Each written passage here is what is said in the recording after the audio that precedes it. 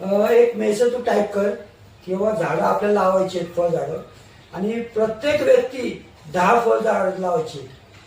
असं एक थोडंसं मेसेज तू टाईप कर आणि तू टाक. कारण कसं आहे, आम्ही करू शकतो, टाकू शकतो, पण आम्ही टाकणं आणि अध्यक्षांनी टाकलं फरक आहे का नाही.